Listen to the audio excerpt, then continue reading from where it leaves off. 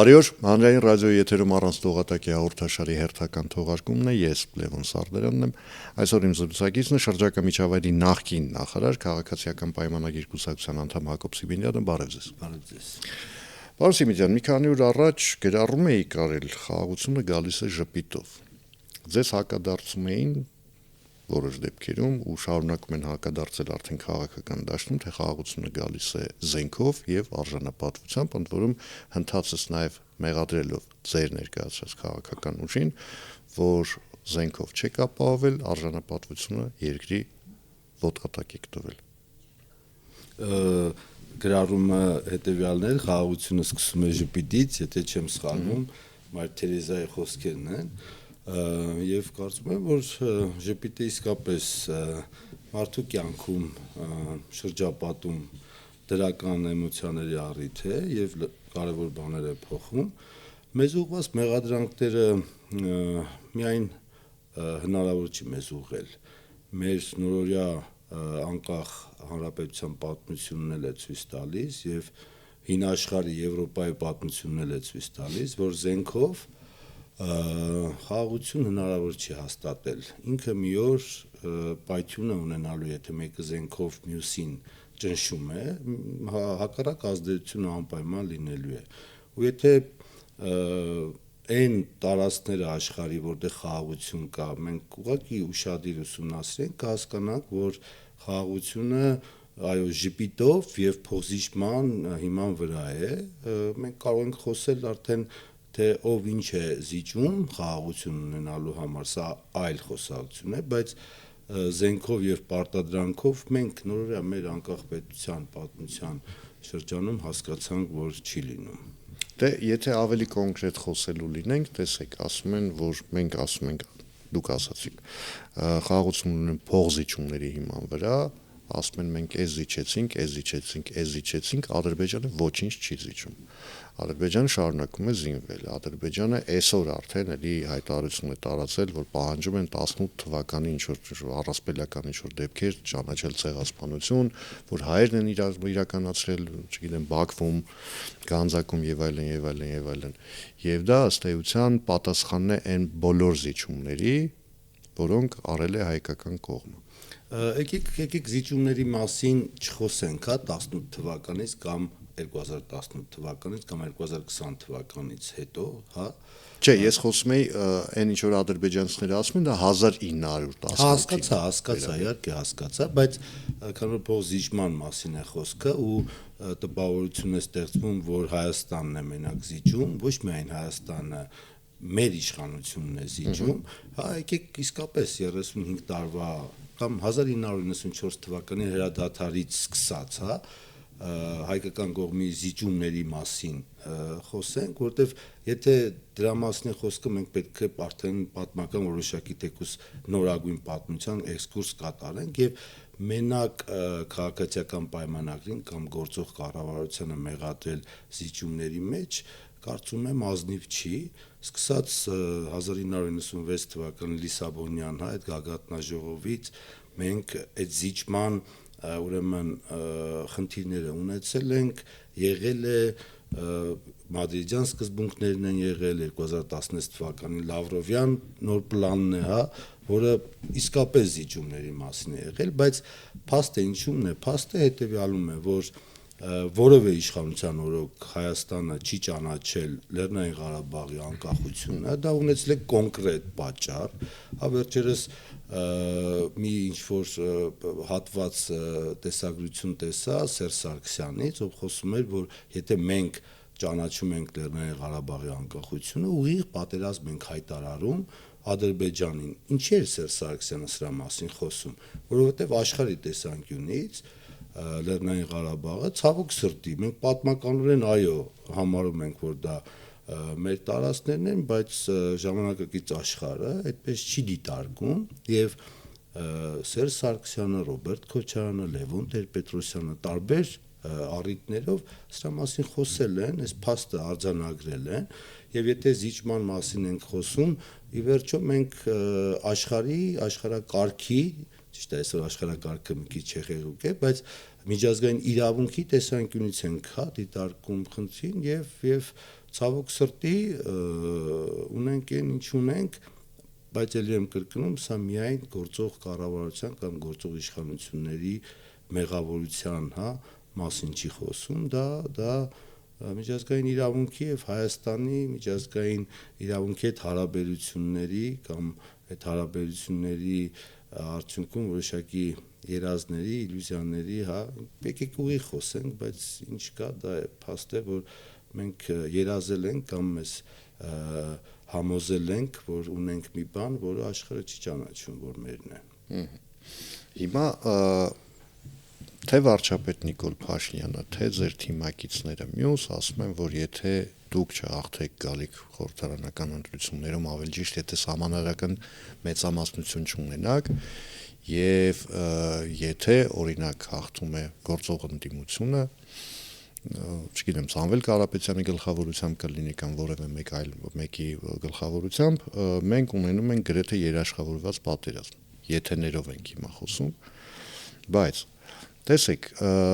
ընդդիմության բոլոր ներկայացուցիչները հերթով ասացին, որ իրենք թրիփից չեն հրաժարվելու, իրենք ձեռք բերված պայմանավորվածություններից չեն հրաժարվելու, այսինքն մենք մի քիչ փոխելու ենք օրակարգը բանակցային, բայց մնալու ենք այն շրջանակի մեջ, ըստ էության գրեթե այդ են ասում, որ հիմա գոյություն ունի։ Այդ դեպքում արդյոք հիմա էլի խոսել այն մասին, որ եթե հունիսի 7-ին չհաղթի քաղաքական իշխող ուժը, ձեր ուժը չհաղթի, ապա կրկին մենք գործ ենք ունենալու պատերազմի հավանական մեծ հավանականության հետ։ Ես կարծում եմ, որ մենք գործ կունենանք պատերազմի, նոր պատերազմի մեծ հավանականության հետ, քանի որ մեր ընդդիմադիր գործիչները չեն ասում այդ բառակապակցության տակ ինչ է թաքնված։ Իրանք ասում են, թե ինչից չեն հրաժարվի, որ այսօրվա գործող կառավարությունը արդեն ձեռք է բերել, բայց չեն ասում օրինակ ինչ է նշանակում վերանայել խաղաղության գործընթացը։ Ես շատ կուզենայի իրանք բացեն այս փակագծերը, եթե ունեն իհարկե, բաց այդ բառակապակցությունից այլ պատկերացում ունեն, որովհետև ինձ իսկապես հետաքրքիր է ինչ է նշանակում դա, եւ քաղաքացիներին էլ պարզ կլինի, ի վերջո այդ ճանապարհը նոր ռիսկեր է գեներացնում պատերազմի, թե ոչ, բայց իրանք չեն բացում, իրանք ասում են չենք հրաժարվի այն լավ բաներից, որոնք այսօր կա, թրիփից եւ այլն, բայց չեն ասում, թե ուժեղ խաղաղությունը ինչ է ենթադրում, այսինքն մենք հենց սկզբից խոսեցինք, թե զիջումները կամ փոխզիջումները ինչի մասին են եղել, թող իրանք ասեն օրինակի համար այդ փոխզիջումների կամ զիջումների տրամաբանությունից դուրս իրանք ինչ գործիքներ են կիրառելու, դրանից հետո հասկանալի կլինի, ավելի պարզ կլինի։ Իսկ անորոշությունը, այո, ես կարծում եմ, որ վտանգներ է իր մեջ պարունակում եւ քաղաքացիների համար էլ անորոշությունը, այո, ռիսկեր է պարունակում եւ անհստակությունը անկանխատեսելի քայլերի կարող է բերել, որը իր մեջ նաեւ ռիսկեր է պարունակում նոր պատերազմի եւ նոր էսկալացիաների։ Քանի որ հնարավորությունների մասին ենք խոսում, բացասական իմաստով այս դեպքում,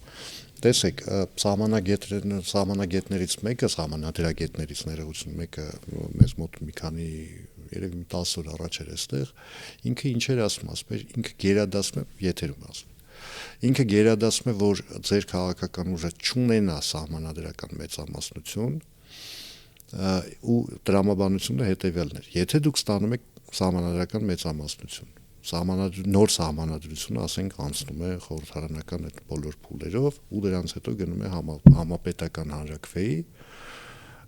այդտեղ ռիսկերը մեծանում են, որովհետև ենթադրել կամ երաշխավորել, որ համապետական հանրաքվեի արդյունքում նոր սահմանադրությունը կընդունվի, որևէ մեկը չի կարող։ Երբ խորհրդարանական փուլում է այդ ամեն ինչը տեղի չի ունենում, այսինքն նոր սահմանադրություն չի ընդունվում,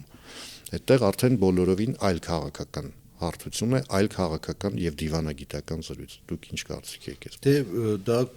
պարզ կլինի հունիսի 7-ից հետո, մենք ունենանք սահմանադրական մեծամասնություն, թե ոչ, բայց նոր սահմանադրության մասին, այո, նոր սահմանադրության վերաբերյալ գործընթաց կա, եթե չեմ սխալվում, արդեն տեքստը պատրաստ է, եւ կարծում եմ հանրության հետ այս խոսակցությունը կկայանա անպայման, եւ եթե չունենանք պարզ մեծամասնություն ունենանք ավելի ճիշտ, չգիտեմ իրավական գործիքակազմը ոնց է դրանից հետո ոնց պետք է լինի, եթե մենք սահմանադրական հարակվի ենք գնալու, բայց մեկ է գործիքակազմը մոտավորապես նույնն է, այսինքն պետք է լինեն խորհրդարանականների 2/3 ձայները։ Շատ լավ, մենք ուրեմն արդեն գործող խորհրդարանի պարագայում խոսենք այն ընդդիմադիր դաշտի հետ, որը կլինի ընդդիմություն եւ տեսնենք ինչ կլինի։ Ես հիմա ուղղակի չեմ կարող կանխատեսել այս դեպքում։ Այսինքն առնվազն բարձ մեծամասնություն ունենալու հարցում վստահ եք։ Ես վստահ եմ։ Սրա հետ մեկտեղ տեսեք, անդադ խոսակցություն է գնում, որ այսպես կոնսոլիդացիա կա ընդդիմության միջև, ընդ որում տարբեր ճամբարներով են գնում դեպի ընտրություններ, բայց կառավարման կենտրոնը նույնն է։ Հիմա այդ կառավարման կենտրոնը ըստ ձեզ չի կարողանում կոորդինացնել այնպես, որ այս բոլորը հավաքվեն, դառնան մեկ միասնական ուժ, գումարեն իրար ձայները, տոկոսներով եւ այլն, եւ արդյունքում քաղաքացիական պայմանագիրը անգամ པարզ մեծամասնություն չստանա, որովհետեւ ձեր ընդդիմախոսներից կամ ընդդիմադիրներից մեկը առնվազն ասում է այ հաջորդը լինելու է այս մարդը եւ դա 100%-անոց ճշմարտություն է որպես ներկայացնում։ Ես կարծում եմ, որ իրականում միշտ կոնսոլիդացիաները կարծում եմ ավելի հաջող տարբերակ են լինում, հա ընդդիմադիր դաշտում միավորում չի լինում իմ կարծիքով սկսած միջանձնյա շատ խնդիրներից հավարտած կենտրոնի հետ ունեցած իրենց, այսպես ասած, բանակցություններում որոշակի հարցեր բաց են մնում, դրա համար է ընդդիմությունը այս վիճակում, բայց ես վստահ եմ, որ նաև այս երեք ուժերը շատ լավ հասկանում են, որ մեծամասնություն վերցնելը իրենց համար անհասանելի կետ է, դրա համար փորձելու են ամեն մեկը մյուսի, այսպես ասած, ցեխը իր վրա չվերցնելով հնարավորինս շատ ձայներ ստանալ եւ իհարկե ընտրություններից հետո միավորել այդ ձայները ու տալ կոնկրետ մի անձի, բայց այս պարագայում կարծում եմ այդ մի անձը Ռոբերտ Քոչարյանն է լինելու, որովհետեւ չկա երկրորդը, ում թե կենտրոնը կուզենա, թե իրենց ունեցած տեխնացուներով կկարողանան ուրեմն ձևավորել։ Դե ուժեղ Հայաստանի ժողովուրդ գրազ են գալիս, ասում են, որ հաջորդ վարչապետը լինելու է Սամվել Կարապետյան։ Ախր, ասենց ասեմ, հնարավոր չի գրազ գալ մի բանի վրա, որը հենց այս պայմանն էլ հասկանել է, որ չի կարող լինել Սամվել Կարապետյանը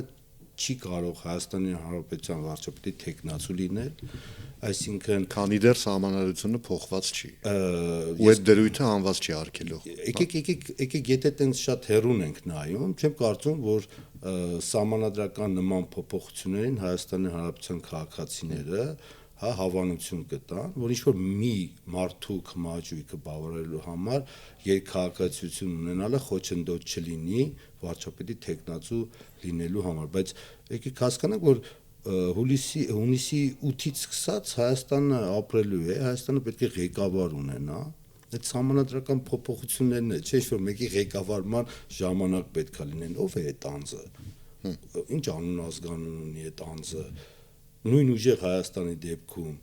ով է այդ անձը լինելու, որ ղեկավարի այդ ընթացքը Հայաստանի, որ այդ սահմանադրական փոփոխություններն իրականացնեն, այնքան կներեք էլի այս բառը, բայց այնքան աբսուրդ ուրեմն պնդումներ կամ տեսակետներ են հնչում, որ իսկապես անզեն աչքով ուղղակի որ նայում ես, անհասկան ով է լինելու հունիսի 8-ին այն վարչապետը իրենց պատկերացմամբ, որը Հայաստանը տանելու է սահմանադրական փոփոխությունների։ Դե սկզբում խոսում էին ինչ-որ անցողիկ ֆիգուրի մասին, ով է այդ անցողիկ ֆիգուրը։ Ես չգիտեմ։ Գոնե անցողիկ ֆիգուրի անուն տան։ Անցողիկ ֆիգուրի անուն էլ չեն տալի։ Իհարկե կներեք այս կենցաղային բառի համար, բայց դա կարծում եմ քաղաքացիների հանդեպ, Հայաստանի քաղաքացիների հանդեպ ձեռառնոցի է, որ ընտրեք մի ուժի, հետո կլինի ինչ-որ մի հատ անցումային փուլ, հետո կգնանք ինչ-որ սահմանադրական փոփոխություններ կանենք, որ այս մարդը հետո դառնա վարչապետ։ Դուք հասկանում եք, չէ՞, սա ինչ առաջարկ է Հայաստանի Հանրապետության քաղաքացիներին։ Ու այսպես ասեմ, երեկվա ընտրակաշառքի դեպքի ուրեմն արձանագրումը իրավապահների կողմից ցույց է տալիս, որ իրանք միայն այդ ճանապարհը գիտեն որևէ ձայն ստանալու համար, որովհետև այս առաջարկը, որը ես նոր մի քիչ առաջ հնչեցրեցի, դա աբսուրդ է, քաղաքական իմաստով է աբսուրդ առաջի հերթին։ Իրավական առումով է աբսուրդ։ Հետո էլի եմ կրկնում, իրենց պատկերացմամբ հունիսի 8-ից սկսած ով է լինելու այն մարդը, որ Հայաստանը ղեկավարելու է, միջև այն լավ փոփոխությունները լինեն, որ այն լավ մարդը ճակերտավոր գա եւ բազմի վարչապետի բազմոցին։ Տեսեք, քանի որ վարկածների մասին խոսք գնաց, այս վերջերս ես բավական ուշադիր հետևում եմ, չասեմ հանրապետական կուսակցության ներկայացուցիչները, բայց հանրապետականի հետ ասոցացվող մի խումբ կա, մարդկանց, որոնք այսպես շատ ակտիվ տարածում են այն տարբերակը, որ Ռոբերտ Քոչարյանին իրականում պահում եք դուք, որպես ընդդիմություն։ Այսինքն Ռոբերտ Քոչարյանը ինչքան լինի քաղաքական դաշտում, այնքան քաղաքացիական պայմանագիրը էլի կներեք ոչ բացարձակապես ոչ գերական բառի համար, այնքան պերիոդ եք, հա, այնքան առաջ կընկնեք դուք, որովհետև հայ ընտրությունը անընդհատ այդ նախկին ներկա եւ այլն դրա մեջ է լինելու։ Ինչ եք կարծում, դուք եք պահում Քոչարյանը։ Իսկ ինչ է խանգարում Սերժ Սարգսյանին հարցնել Ռոբերտ Քոչարյանից մենք ենք պահում Ռոբերտ Քոչարյանին, թե մենք չենք պահում։ Ես զարմանում եմ, որ ընդդիմադիր դաշտում սերտաճած շատ գործիչներ, ովքեր տասնյակ տարիներ ղեկավարել են Հայաստանը, չեն կարողանում մի հատ բարձ հարցի պատասխան գտնել։ Մենք ինչ ենք անում կամ ինչ չենք անում։ Թող իրանք իրանց մեջ կներեք կենցաղային գցեն բռնեն հասկանան, էլի։ Ռոբերտ Քոչարյանը կարծում եմ իսկապես լավ որ քաղաքական դաշտում լինում է, որտեղ դրանից Հայաստանի ժողովուրդը շահում է եւ դրա արդյունքում նաեւ մեր հեղինակությունը ավելի բարձրանում է, մեր շանսերը մեծանում են, թող Ռոբերտ Քոչարյանը մտածի, թող Սերժ Սարգսյանը մտածեն, իրանք լավ ընկերներ, լավ բարեկամներ էին, իհարկե հասկանալի որ միշտ ինչ-որ խնդիրներ երկու անձի մեջ կլինեն, բայց վերջը էլի կլանի երկու գործիչներն էին, ինչպես հիշում ենք, թող որոշեն, թող հասկանան։ Հայաստանի Հանրապետության քաղաքացուն ավելի շատ չպիտի հետաքրքրի, որ ասենք ունենանք նորմալ, կայուն, կազմակերպված ընդդիմություն, որովհետև պետության տրամաբանության մեջ դա ամենակարևոր ինստիտուտներից մեկն է, ընդդիմության ինստիտուտը, ընդ որում խորհրդարանական ընդդիմության մասն է խոսքը։ Ես կարծում եմ, այո, Հայաստանի Հանրապետության քաղաքացիների շահը նրանում է, որ Հայաստանում լինի առողջ ընդդիմություն, նոր մարդիկ, ասելիք ունեցող մարդիկ եւ նախկին ղեկավարների ուղիղ կամ շվաքի տակից դուրս գործիչներ, հա, մենք մեղավոր չենք, որ միջև մի Հայ ազգային կոնգրես կամ ՀՀՇ պլյուս Հայ ազգային կոնգրեսի ղեկավար մնում է Լևոն Տեր-Պետրոսյանը, ՀԿ-ում 2018-ից հետո մնում է ղեկավար Սերժ Սարգսյանը, Հայաստան դաշինքը կամ դաշնակցության ֆորմալ կամ ոչ ֆորմալ ղեկավար մնում է Ռոբերտ Քոչարյանը եւ այս գործիչները կներեք, բայց ատամներով չեն ուզում բաց թողեն իրենց, այսպես ասած, ազդեցությունները եւ չեն թողում նոր ինչ-որ շունչ գա Հայաստանի քաղաքական դաշտ։ Եվ այո, եթե իրանք Հայաստանը մի փոքր սիրում են, իրանք պետք է հայտարարեն, որ հրաժարվում են առհասարակ քաղաքականությանը մասնակցելուց, որովհետեւ ազդեցություն չունենան այս կամ այն խմբակի վրա կամ խմբի վրա կամ իրենց կուսակցությունների վրա, դաշտը ազատ թողեն, որ նոր գործիչներ առաջ կան։ Այստեղ կազուս կա, որովհետև էլի մեր տաղավարում ընդդիմության ներկայացուցիչներից մեկը ասեց, հա, ընդունեց ըստ էության, ասեց, հա, մենք որոշակի ռեսուրսների տիրապետում ենք, այդ թվում լրատվական, տեղեկատվական եւ այլն, ասում են, ինչ եք առաջարկում, հիմա ինչ որ մեկը գա, ասի այդ տվեք այդ ամեն ինչը ինձ ու դուք ոչ ինչի մի խառնվեք, ու ես պիտի տամ իրեն, ասեմ, լավ օգտագործի եղբայր ոնց ուզում ես, ես գնացի։ Թող չտան, թող իրանց փողերը պահեն, իրանց փողերը օգտագործեն, այդ կլանային տրամաբանությունը թող պահեն եւ դուք էլ ասեցիք, ես էլ համաձայնվեցի կամ դուք հարցեցիք, ես համաձայնվեցի, որ Հայաստանին քաղաքական նոր շունչ ունեցող գործիչներ եւ ուժեր են պետք, այդ թվում ընդդիմության եւ մասնավորապես ընդդիմության դեպքում, թող պահեն, թող տենց ասում եմ, այդ կլանային տրամաբանությամբ թող նստած մնան այդ չգիտեմ, այդ հնարավորությունների կամ այդ ազդեցությունների վրա եւ թող պարտվեն։ Այստեղ գալիս ենք մեղադրանքների հաջորդ ալիքին, ձեզ մեղադրում են նրա համար, որ ցանկացած նոր քաղաքական ուժ, քաղաքական դեմք, քիչ թե շատ հնարավոր կամ հեռանկարային ակտոր, երբ հայտնվում է դաշտում, քաղաքացիական պայմանագիրը վարչապետ Նիկոլ Փաշինյանը, որոնք գնում են դեպի ավտորիտար կառավարման տրամաբանության, այսօր ժողովրդական բառեր շատ ենք օգտագործում, միանգամից բամփում են գլխին, քրեական գործ է հարուցվում, չգիտեմ, բարձմահարկեր չի վճարել, չի արել, այն չի արել։ Հիմի այսպես ասենք, հա, ուժեղ Հայաստան, ճիշտ եմ ասում, չէ՞։ Երևի։ Սամվել Կարապետյանի եղբոր-որդին, երիտասարդ դեմք, նոր դեմք, հա, կարելի ասել, ինչով են զբաղված, ընտրակաշառք բաժանելով։ Մենք չենք բամփում, իրանք են իրանց գլխին բամփում։ Իրանք ուրիշ ձև չգիտեն, իրանք ուրիշ ձև չեն սովորացրել։ Իրանք գիտեն այն գործիքները, որոնք եղել են նախկինում, ընտրակաշառքը եւ կաշառակերությունը, այդ կաշառակերություն բառը շատ հնչեղ է, մեջը ամեն ինչ պարունակում է։ Եվ ցավոք սրտի հենց իրանց հարազատ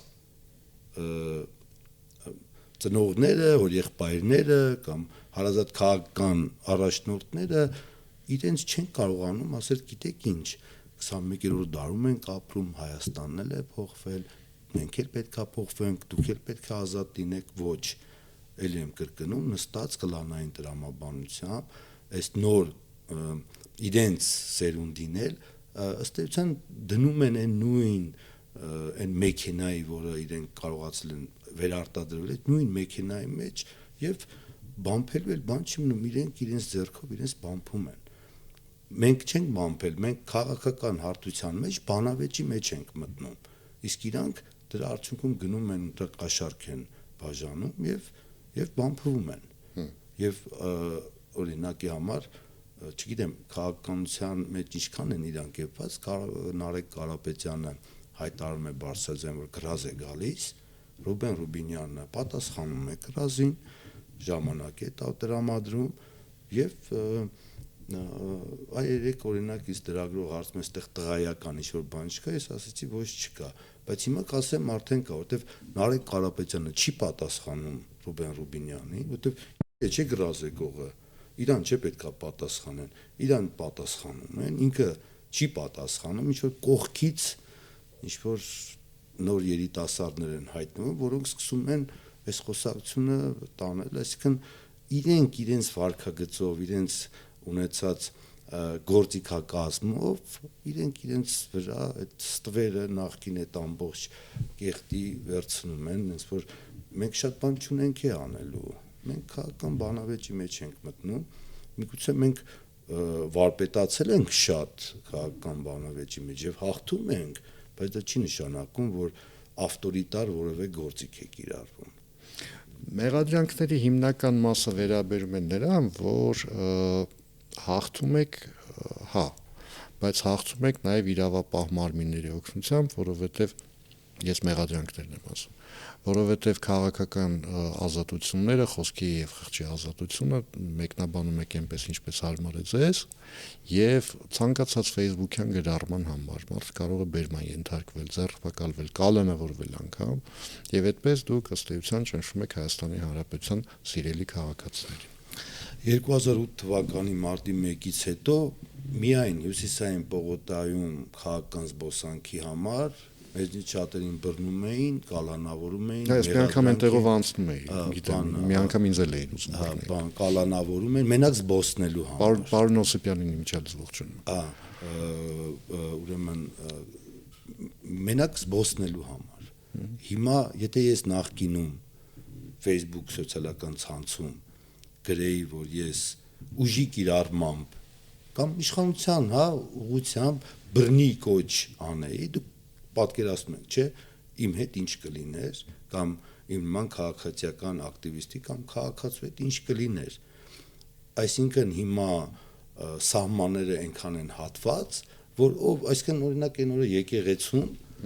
լավ, հա, երիտասարդ խնդիր չկա, ես անհատապես կամ անձնապես որևէ խնդիր չունեմ, բայց երկրի ղեկավարի ուղղությամբ ֆիզիկական ներգործության փորձ է արվում եւ այսպես ասեմ, ոչ թե խնդիրը լինում է այնպես, որ երկրի ղեկավարը լինի ներողամիտ կամ չգիտեմ իր կողմից բան սկսում են արդարացնել այդ վարքը։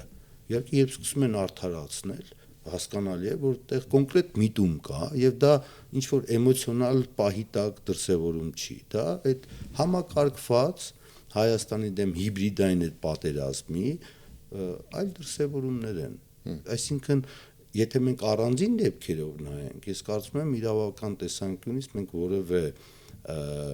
ազդեցություն քաղաքական, որ իրավական որևէ գործընթացի վրա քաղաքական ազդեցություն չենք ունենում, բայց հիմա Հայաստանում ամեն ինչի սահմանները այնքան է հատված, որ գիտեմ, ամենաաբսուրդ դեպքում էլ երբ ակնհայտ ձայնագրությունով ամեն ինչով դեմքով միջև մի բան Գալստանյանին ոնց էր անունը չեմ հիշում, բանի նախկին սրբազանի Բագրատ Գալստանյանի ձայնագրությունների վերաբերյալ, որ պատիտակ մի երկու հոգու գնդակահար ենք, արդարացնում ես վերջերս Գեգամ Մանուկյանը հմեկում երկար բաներ ասում, որ գիտեք ոչ թե ասելա բան այդ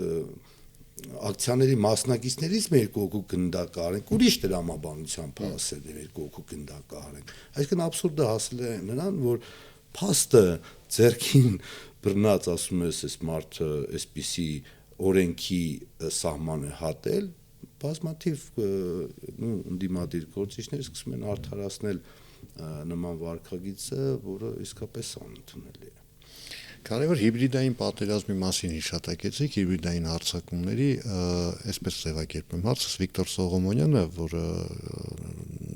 նախագահության ժամանակ Ռոբերտ Քոչարյանի մամուլի խոսնակն էր, հիմա այլ գործունեություն է ծավալում, մի քանի օր առաջ 6-ի լրատվականին Ռուսաստանյան տված այսպես փոքր կոմենտում ասել էր, որ ըստ էության հունիսի 7-ի ընտրությունները ինչ որ առումով ճակատամարտ են Կովկասի համար։ Այսինքն դուք սա ընկալում եք որպես ինչ, որպես այստի համեցեք Ռուսաստան հասեք Կովկասը ձեռքներից տանում են եւ արդյոք դուք այս հայտարարությունը չէ իհարկե ընդհանուր առմամբ գնահատում եք, որ հիմա գալիք խորհրդարանական ընտրությունները տրված է այսպես, հա, կամ էսկոմ կամ ենկոմ կամ դեպի Ռուսաստան կամ Ռուսաստանից մի քիչ հեռու։ Ես առասարակ մի անգամ էլ ինձ հարցրել են հունիսի 7-ի ընտրությունները առասարակ չի դնի, հա, աշխարհ, չգիտեմ, որևէ ուղղության, հա, կերտերության, որևէ կենտրոնի, հա, ուղղության ուղղված ընտրություն, ես իհարկե ցավում եմ, որ հայ գործիչներից քաղաքական կամ չգիտեմ այլ գործիչներից մարդիկ Կովկասի կորստի մասին են խոսում, ինչ որ այլ կենտրոնի տեսանկյունից, որովհետև Հայաստանը իր արտաքին քաղաքականությունն է վարում, Հայաստանը Ռուսաստանի հետ շարունակում է գործընկերային եւ բարեկամական հարաբերությունները, Հայաստանը չի, որ Ռուսաստանի հետ խնդիրներ է առաջացրել եւ Հայաստանը իհարկե նաեւ շարունակում է խորացնել իր հարաբերությունները ԵՄ-ի հետ, Ամերիկայի Միացյալ Նահանգների հետ, Իրանի հետ, Մերձավոր Արևելքում տարբեր երկրների հետ են խորացնում, այսինքն ինչ որ մեկի տեսանկյունից ասել, որ հունիսի 7-ը Կովկասի կորուստ է, կարծում եմ սա հայ գործչի կողմից ոչ այդքան ճիշտ ձևակերպումներ են եւ նաեւ այդ հիբրիդային այս ինֆորմացիոն դաշտում կարծում եմ ճիշտ դիրքում չի Հայաստանը ցույց տալիս այդ թվում հենց ռուսական էլեկտորատի առաջ։ Շնորհակալություն զրույցի համար, հիշեցնեմ այսօր իմ զրուցակիցն է շրջակա միջավայրի նախկին նախարար, քաղաքացիական պայմանագիր կուսակցության անդամ Հակոբ Սիմիդյանը, ես Լևոն Սարդարյանն եմ, կհանդիպենք արդեն վաղը նույն ժամին, նույն վայրում, հաջողություն եւ համբերություն բոլորիս։